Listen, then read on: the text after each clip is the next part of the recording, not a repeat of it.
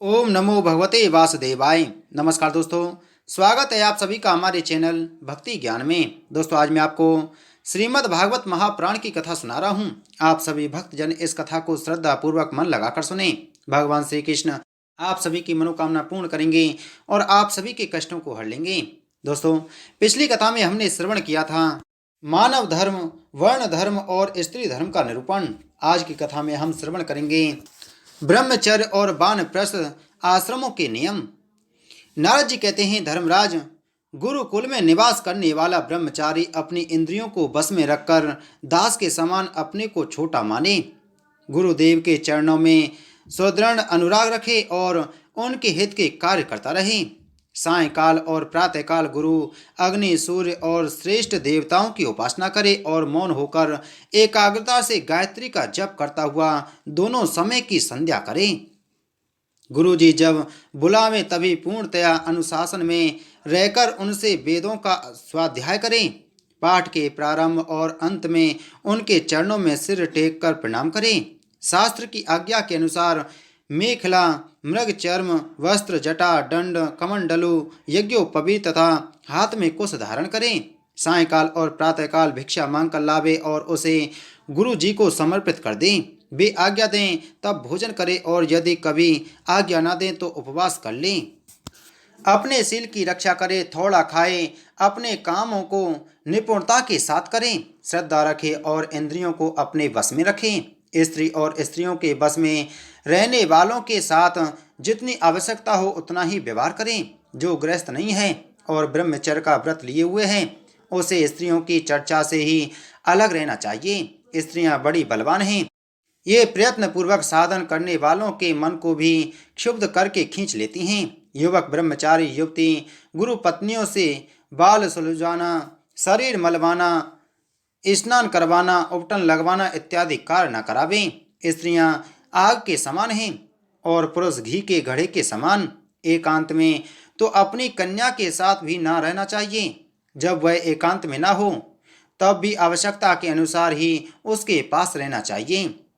जब तक यह जीव आत्म साक्षात्कार के द्वारा इन देह और इंद्रियों को प्रतीति मात्र निश्चय करके स्वतंत्र नहीं हो जाता, तब तक मैं पुरुष हूँ और यह स्त्री है, यह द्वैत नहीं मिटता। और तब तक यह भी निश्चित है कि ऐसे पुरुष यदि स्त्री के संसर्ग में रहेंगे तो उनमें योग्य बुद्धि ही हो जाएगी। ये सब शील रक्षा आदि गुण गृहस्थी के लिए और सन्यासी के लिए भी विदित हैं।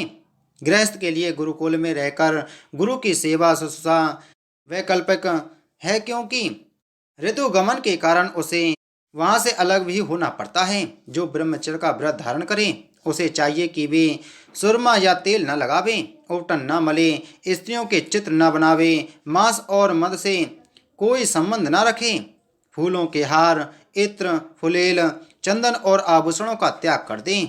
इस प्रकार गुरुकुल में निवास करके द्विजाति को अपनी शक्ति और आवश्यकता के अनुसार वेद, उनके अंग, शिक्षा, कल्प आदि और उपनिषदों का अध्ययन तथा ज्ञान प्राप्त करना चाहिए। फिर यदि सामर्थ्य हो तो गुरु को मुंह मांगी दक्षिणा देनी चाहिए। इसके बाद उनकी आज्ञा से गृहस्थ वानप्रस्थ अथवा संन्यास आश्रम में प्रवेश करे या आजीवन ब्रह्मचर्य का पालन करते हुए उसी आश्रम में रहे।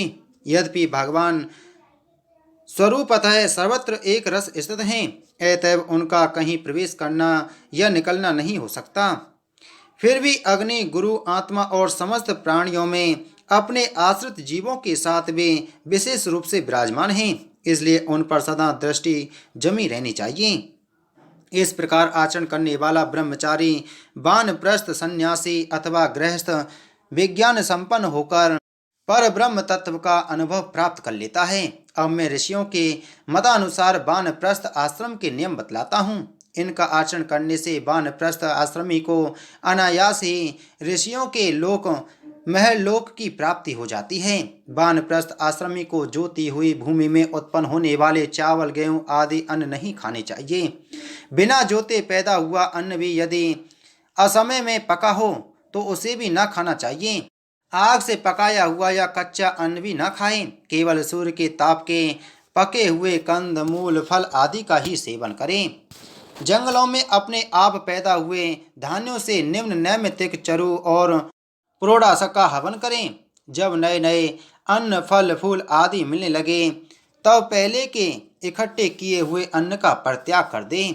अग्निहोत्र के अग्नि की रक्षा के लिए ही घर, पर्णकुटी अथवा पहाड़ की गुफा का आश्रय लें। स्वयं शीत वायु अग्नि वर्षा और घाम का सहन करें। सिर पर जटा धारण करें और केश रोम नख एवं दाढ़ी मूछ न कटवाए तथा मैल को भी शरीर से अलग ना करें। कमंडलू मृग चर्म दंड वलकल वस्त्र और अग्निहोत्र की सामग्रियों को अपने पास रखें।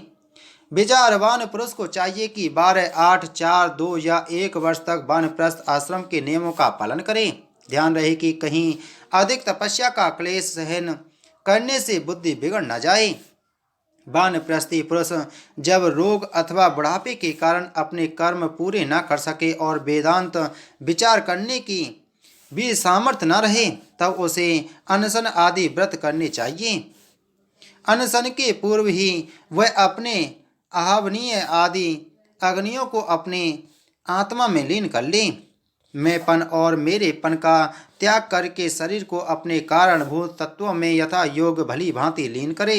जितेंद्रिय पुरुष अपने शरीर के छिद्राकाशों को आकाश में, प्राणों को वायु में, गर्मी को अग्नि में, रक्त कफ पीव आदि जलीय तत्वों को जल में और हड्डी आदि ठोस वस्तुओं को पृथ्वी में लीन करें। इसी प्रकार वाणी और उसके कर्म भाषण को उसके अधिष्ठात देवता अग्नि में, हाथ और उसके द्वारा होने वाले कला कौशल को इंद्र में, चरण और उसकी गति को काल स्वरूप विष्णु में, रति और उपस्थ को प्रजापति में एवं पायु और मलोत्सगर को उनके आश्रय के अनुसार मृत्यु में लीन कर दें।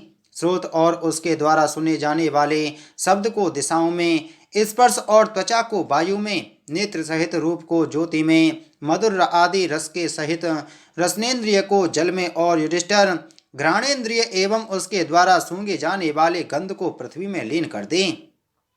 मनोरथों के साथ मन को चंद्रमा में, समझने में आने वाले पदार्थों के सहित बुद्धि को ब्रह्मा में तथा अहिंसा और ममता रूप क्रिया करने वाले अहंकार को उसके कर्मों के साथ रुद्र में लीन कर दें। इसी प्रकार चेतना सहित चित्त को क्षेत्रज्ञ जीव में और गुणों के कारण विकारी से प्रतीत होने वाले जीव को पर ब्रह्म में लीन कर दें।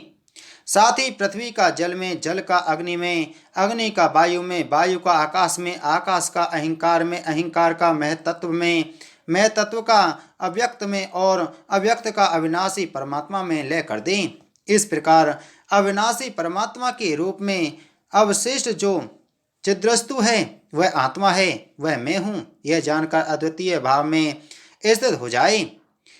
जैसे अपने आश्रय काष्ठादि के भस्म हो जाने पर अग्नि शांत होकर अपने स्वरूप में स्थित हो जाता है, वैसे ही वह भी उपरत हो जाए।